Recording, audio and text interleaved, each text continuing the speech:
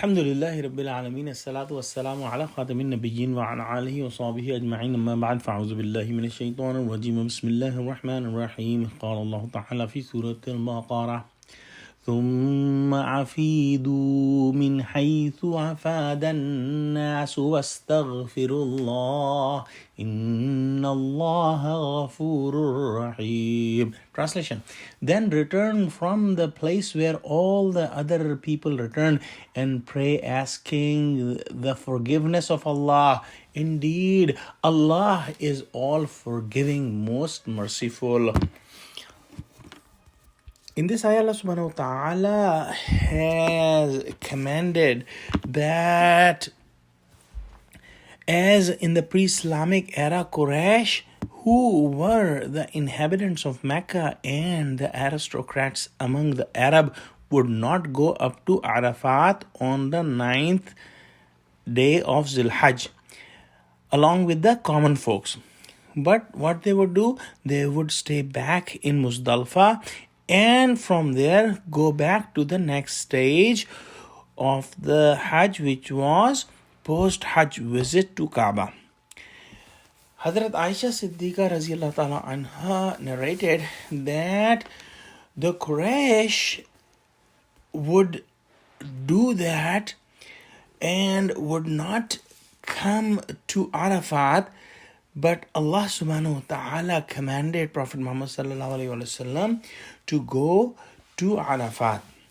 And from there, they have to come back. And this ayah is explaining the same commandment. The pre-Islamic Arabs of Quraysh would say that we are the people of Allah and we are the inhabitants of Haram, so we would not leave Haram at our back and we will not leave Haram. And they had a superiority complex over other people who were going to Arafat, and that's the reason they said that we would not go to Arafat and we would stay in Muzdalfa.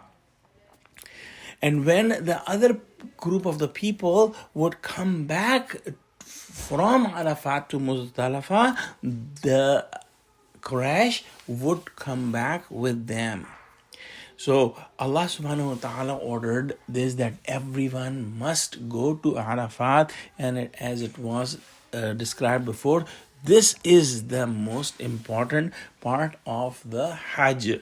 If somebody missed that part of going to Arafat, his Hajj is void. And when Prophet Muhammad sallallahu alaihi wasallam performed the Hajj, the Hajjatul Wida, he also did the same thing, that he did go to Arafat.